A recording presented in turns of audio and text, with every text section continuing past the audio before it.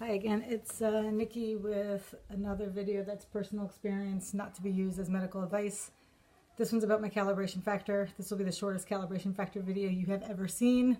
And it's because I'm on here to say that I had a rough couple of days with it, but all is not lost. And I'm using it now and I really like it. It was not exactly what I thought it was, and it's turned out it's really overwhelming. It's one more number to add to all these numbers, but it's a quality number is what it is. But I've gotten 2 comments, I think, about people who are trying to use it. And so one, I would like to say I have to use it responsibly. And I have to make sure that in the beginning, if people are going to do what they're going to do with it, I've had to really kind of do a lot of testing and see what these numbers mean. And I hope I've made it clear in all the other videos that whatever I was presenting was just what I was trying to figure out and may or may not have been right. And some of the things that I said at the time, I thought they were right, but I needed that to arrive to where I am. And where I am now, I understand that it's not quite so simple. It really can be a valuable number. And I think that a good starting place is finding, knowing my stable calibration factor is a great starting place. And then messing around with that and kind of seeing where I see that and where I don't is another way to, kind of start with it.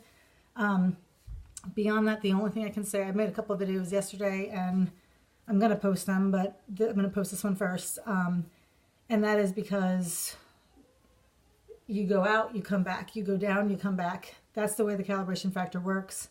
And above a 5.5 for me does not necessarily mean I'm rising. It might mean I'm rising. It might mean I'm stabilizing. I have to pass through that number 2 times. So a standalone calibration factor is not enough information. I have to have context. But with context in the calibration factor, I've got really a lot of information for a good decision. And I have now spent, today I've been in auto mode a good chunk of the day and doing really, really well with it. And it's because I understand my calibration factor. And so I'm one step ahead of auto mode and we're working together. That's super cheesy sounding, but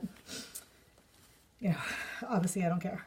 And right now I'm a 140 baby and I've been at not 140 all day, but doing really well. So that's it. I think that's all I want to say. So this video is the update video on the calibration factor. And as of today, I think it's a great number.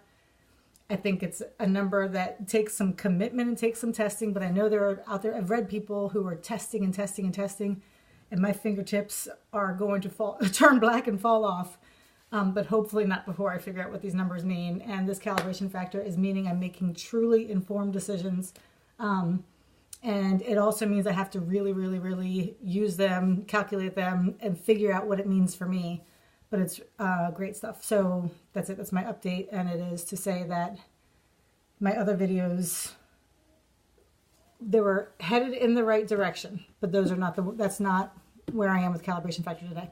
And I think maybe hopefully over the next week I'll be able to make one that's rock solid. Unless I'm wrong. Thanks for watching.